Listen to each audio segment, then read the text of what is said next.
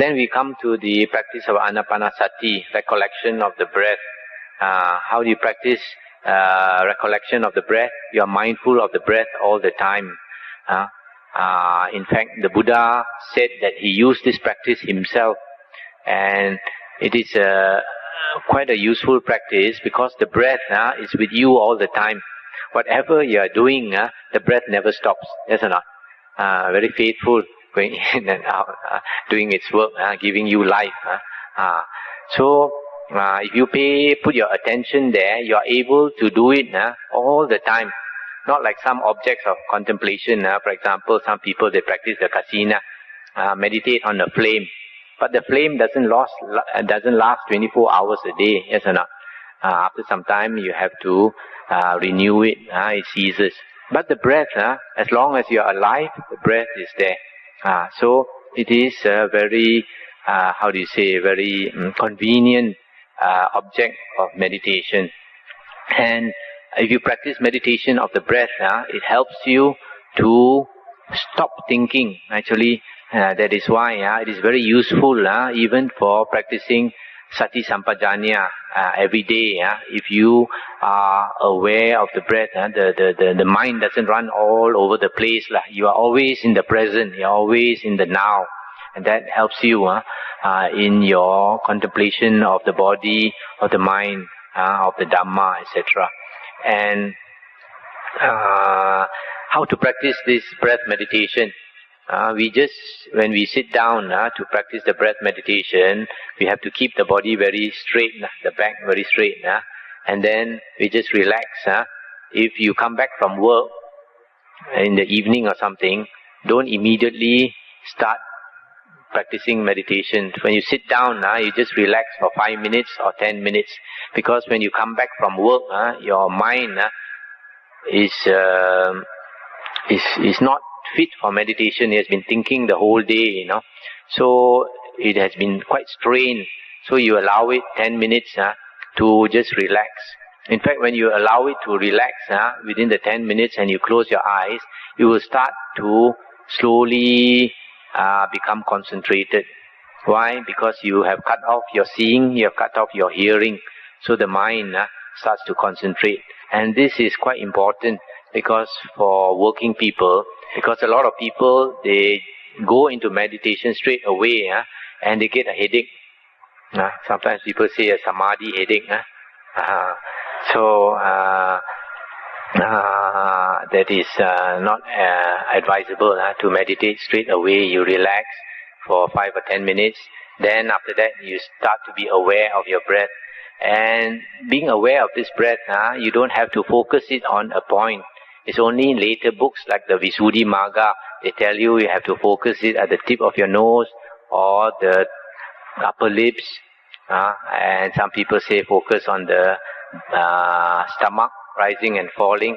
But actually you don't have to focus it anywhere. According to the Buddha's instructions, you just know whether it's a short breath or a long breath. So initially you just be aware. Just try to differentiate whether the breath is going in or going out. Whether it's going in or going out. The important thing is just to make a adhitthana, a determination not to miss a breath. Not to miss a breath. So just keep on following the breath for as long as you can. That is the most important thing. The longer you can follow it, the more you are getting control over your mind, because the mind always tends to run away. So you just note the basic movement of the breath, whether it's going in or out, in or out. You don't have to look too clearly into your breath because your mind is not sharp enough to focus on the breath. So just know that it goes in and goes out, goes in and goes out. And if you can follow it longer and longer and longer, slowly the hindrances start to suppress. When we start to meditate initially, two hindrances obstruct us very much. The first one is restlessness. Restlessness. When you start to put your attention on the breath, your restless mind pulls you to think. You think about your home, you think about whether you have closed the window, you think about your office problems, and it runs all over the place. So the restlessness is a very strong obstruction for beginning meditators. And then the second one is sloth and torpor. Because of sloth and torpor, your mind is a bit muddled up. You cannot see your breath clearly, especially this torpor. You cannot see clearly. Your mind is not focused. So you just don't have to you don't need to see your breath too clearly. Just be aware whether it's going in, going out, going in, going out, and slowly the mind will become more and more focused. And then it comes to a state where some bliss and happiness arises. This bliss arises because the mind is not scattered. When the mind is scattered, the mind is weak. When the mind is not weak, it is concentrated, then it is focused, and our mind is supposed to be originally bright, supposed to be basically bright and happy. So we are going back into that condition. So that is the way to practice the Anapanasati. And then this breath meditation is a samatha practice. Just now I talked to you about the hunter who caught 6 animals, how the normal mind is pulled in 6 different directions. So the Buddha said that is not the way to control the 6 animals. If you want to control the 6 animals, these 6 ropes that are tied to the 6 animals have to be tied to one strong pole, a stout pole. If you tie these 6 ropes to a stout pole, then these 6 animals which are going off in 6 different directions, they cannot go anywhere except round and round the pole, round and round, until they are tired, and then they will lie down beside that pole and sleep beside the pole. And that's the only way to tame them. This stout pole represents one object of meditation, not changing your object, one object only. For example, like the breath meditation, you just do the breath meditation. If any sound comes, you just ignore it. If any pain comes, also you ignore it. Anything comes, also you ignore it. Thinking comes, also you ignore it. Just put your attention on the breath again and again. Then that putting your attention on the breath only is tying the 6 animals to the stout pole. That is the only way to tame our mind. So now this when we do this kind of meditation, then our thinking stops, and this thinking stopping is very important, because whenever we think that I am arises, this I am or I exist arises with consciousness. Whenever we have the normal consciousness, the ego arises. The ego arises in our mind because of the consciousness. The consciousness is basically seeing. For example, when seeing arises due to conditions, because of an object, because of the eye, the seeing consciousness arises. And when there is seeing, there's the object of seeing, and there is the feeling that I see. This I see is something that is kind of naturally arises in our mind. But the aim of meditation is to see that actually there is no I. There is just a condition only arising. So, to see things clearly, we have to stop this thinking. That is why this samatha practice is important. So just now I was going on the contemplation of the body. Now we come to the contemplation of the mind. Is to be aware. Just now I said we practice Sampajanna. Is to be aware of the changing state of the mind. When feelings arise, you are aware. When they persist, you are aware. When they pass away, you are aware. When perceptions arise, you are aware. When they persist, you are aware. When they pass away, you are aware. When thoughts arise, you are aware. When they persist, you are aware. and they pass away, you are aware. Now this observing the changing mind does not mean observing the objects of your thought, because if you observe the objects of your thought, you are pulled by the thought and you start thinking and thinking and thinking, and then after some time, then you realize, instead of meditating, I've been thinking for the last 5 minutes.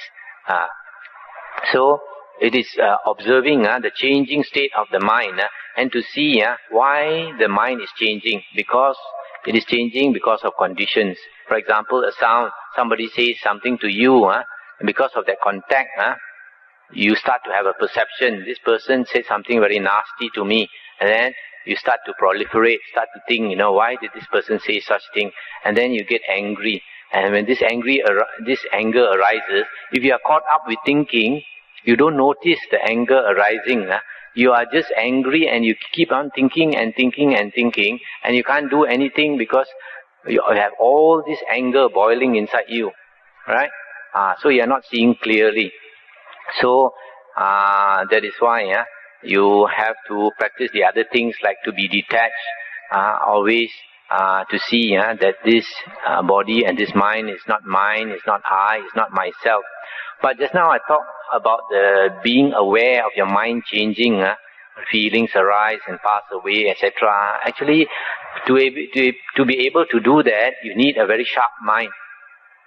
If your mind is not sharp, it's very difficult to be detached.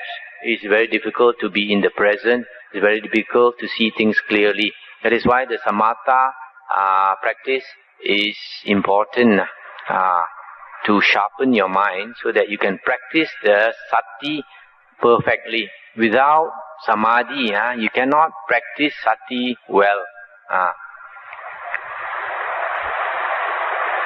Now, if you put that practice just now, that to see all things as this is not mine, not I, and not myself, you have no notion of I and mine. In other words, no tendency to conceit. Conceit is that I and the mind. So in the Samyutta Nikaya, it is stated, he who has no conceits monks is he who has conceits monks is Mara's bondsman. In other words, Mara's slave. He who has no conceits is freed from the evil one. So when we watch our mind, we have to be careful. We are trying to get rid of that ego, We are trying to practice as though we have no ego, trying to be detached. Whenever the mind is changing, when feelings arise and all that, we are trying to be detached, trying to practice as though you are a liberated person. To be in this practice, actually, to be an Arya, to be a holy man, you have to start acting like a holy man. To have no self, you have to start acting as though you actually have no self. So when the ego arises, the ego surfaces, you have to be aware of that ego, and you don't listen to your ego. If your mind is sharp enough, for example, if somebody says something to you and you get angry, you get upset, but if your mind is sharp enough, then you ask yourself, who is angry? Who is upset? It is the ego that cannot stand, yes or not? It's only because of your ego that you got angry. If there's no ego, whatever people say, it doesn't matter. Alright? So, the ego cannot stand. So you don't listen to your ego. You don't allow yourself to follow your ego. So whatever happens, you try to be detached. So always watching your ego is very important. So if you watch your ego, then you don't react. You just respond. If people say something, does something wrong to you, you don't react. You just try to practice metta. Then the last one is to contemplate Dhamma. Contemplating Dhamma is very, very important. If we don't have Dhamma, then we can never get out of samsara. For example, there were a lot of external ascetics. They practice samatha meditation until they even have psychic power. But because they didn't hear the Dhamma, they cannot become enlightened. However, if they have jhana, then the mind is very clear. And then when they listen to the sutta, then they can become enlightened. I give you an instance of what actually happened during the Buddha's time, which is found in the Vinaya books. Most of you, because you are lay people, you don't see the Vinaya books. So I'll relate to you an incident here. After the Buddha had converted, not actually converted, these people came to listen to the Dhamma from the Buddha, and 60 of them became Arahants. So after there were 60 Arahants, the Buddha asked these 60 Arahants to go and walk and preach the Dhamma for the benefit of mankind, for the happiness, the well-being of the many folk. And he told them, don't two of you go by the same road, take different roads. He's telling them to walk all over India to preach the Dhamma. So after that, he contemplated whom should he teach the Dhamma to. So the Buddha found there were a group of ascetics called the Jatilas. These Jatilas are matted hair ascetics. They keep their hair very long, but they bundle them up. And then they are fire worshippers. They pray to this fire every day. Why did the Buddha want to go and convert them? Because they must have practiced jhana. Because they had practiced jhana, their minds were very clear. And if they attain 4 jhanas, they are able to see devas and they can talk to devas, some of them. So because they were ripe for conversion, the Buddha went to convert them. Now these 1,000 Jatilas, they had 3 leaders. These 3 leaders were brothers, Kassapa brothers. The eldest brother lived upstream. They were all living by the side of a river. The eldest brother lived at the highest upstream. The second brother lived in the middle. The third in the lowest part of the river. And the eldest brother, together with the other Jatilas, numbered 500. The middle one, there were 300 of them. The last one, 200. So all together, there were 1,000. So the Buddha went to the eldest brother to convert him first. And this eldest brother, he was very conceited. He thought he was an Arahant. So the Buddha asked for permission to stay. He allowed the Buddha permission to stay. Then the Buddha, over a period of time, showed him miracles, psychic power. And even the gods, the Sakadeva Raja and other gods, came to pay respect to the Buddha, and the Buddha let him know that even all these gods came to pay respect to the Buddha. But all the time, he thought this our Buddha had great psychic power, but the Buddha was not an Arahant. Only he was an Arahant. So one day, after showing him so many miracles, the Buddha decided to tell him straight in his face that he was not an Arahant, and he was not practicing the way to become an Arahant. Then he got a shock. Then he realized that it was true. Then he shaved off his hair and followed the Buddha to be a monk. And his other disciples, 500 of them, also cut off their hair, threw it into the river. All their fire worshipping utensils, they threw into the river and became monks under the Buddha. So the hair and all their utensils floated down the river. When the second brother saw, they got a shock. Somebody must have killed his brother, he thought. They all ran upstream, and they saw that the brothers, all these had converted to be the Buddha's disciples. So they asked these who had converted, is it better? And then they said it's better.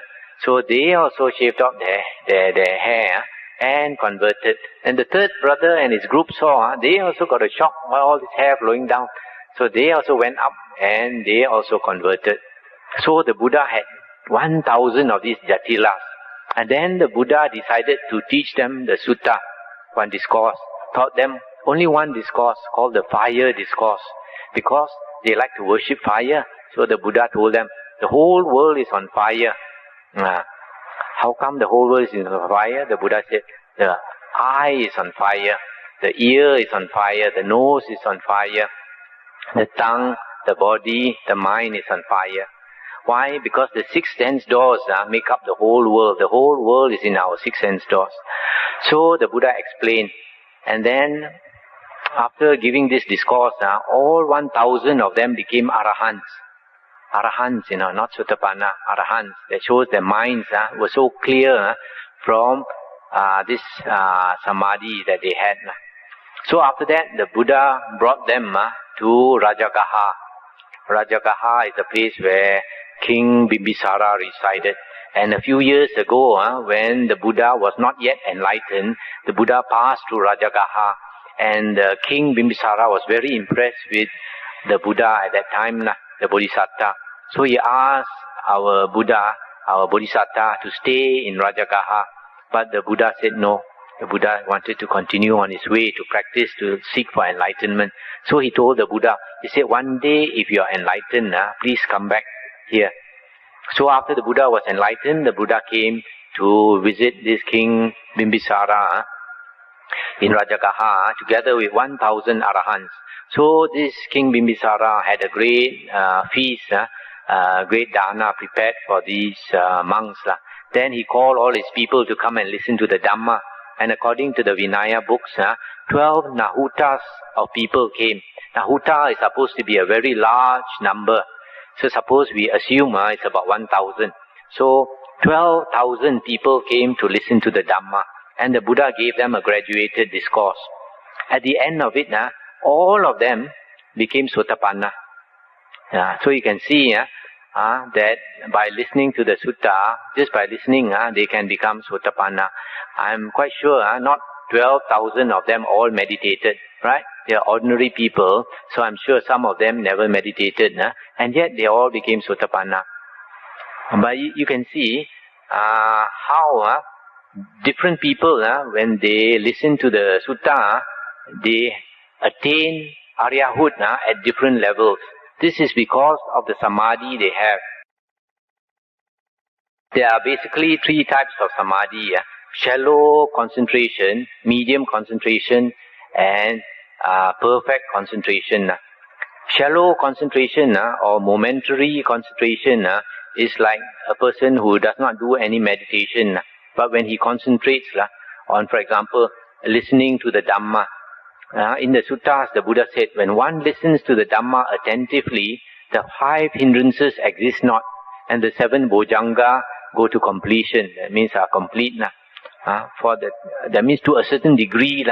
When he says that the 5 hindrances exist not, that means to a certain degree they exist not. They are not obstructions. It's just like, for example, lalang. Lalang, if they are very tall, you walk through, they obstruct you.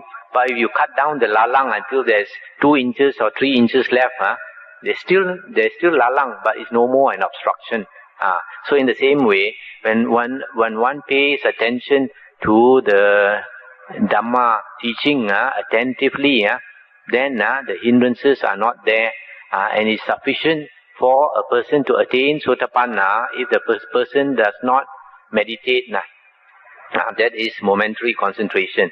Medium level concentration is when a person practices to a certain degree of concentration, short of jhana, short of perfect concentration. And how do you know you have attained that degree? When a person attains that degree of concentration, the anger and the lust is suddenly reduced. If a person has a angry temperament, after attaining that concentration, that tranquility of mind, the mind suddenly, the anger is very much reduced, and the sensual lust also very much reduced. That kind of person, when he listens to the sutta, he can become a sakadagamin, a second stage,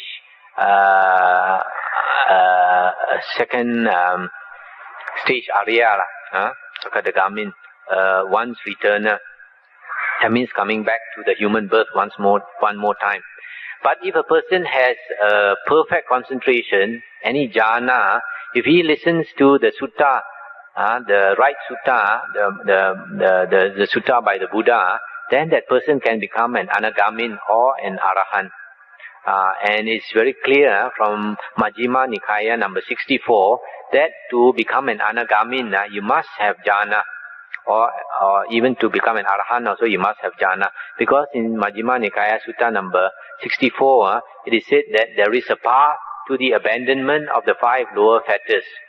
Abandonment of the 5 lower fetters means attaining anagami, third fruition. And then it says there is a path leading to the there's a path to the abandonment of the 5 lower fetters. That anyone, without coming to that path, shall know or see or abandon the 5 lower fetters. This is not possible. So, you must follow the path to attain the 5, to become an anagami. If you don't follow that path, it is not possible to become an anagami. Then later the Buddha explained what is that path. First jhana, or second jhana, or third jhana, or fourth jhana. So from there, this sutta, you can see very clearly that jhana is necessary for attaining anagamin or arahanthood. And just now we saw that Sati Sampajanna and this Samadhi go hand in hand. Vipassana and Samatha go hand in hand. So lastly, I'd just like to mention that in the suttas, it is said that there are 5 occasions when a person, when he become an Arya. When a person listens to the sutta, he can become an Arya. When a person teaches the Dhamma, when a person repeats the Dhamma, or when a person reflects on the Dhamma, and the last one is during meditation. And you find that the Buddha's disciples, most of them, they attain arahanthood, not when they are meditating, when they are out of meditation, when they contemplate on the Dhamma, usually, then they attain arahanthood, or they attain aryahood. So, it depends on your condition of your mind. If your mind is very clear, like for example, a person who has attained jhana, when he contemplates on the Dhamma, he becomes an anagamin or an arahant. And then for a person whose mind is not so clear, for example, a person who does not meditate, but with some good karma, that means no karmic obstructions, then when that person listens to Dhamma attentively, that person also can become a Sotapanna, first stage Arya. So I'll stop here.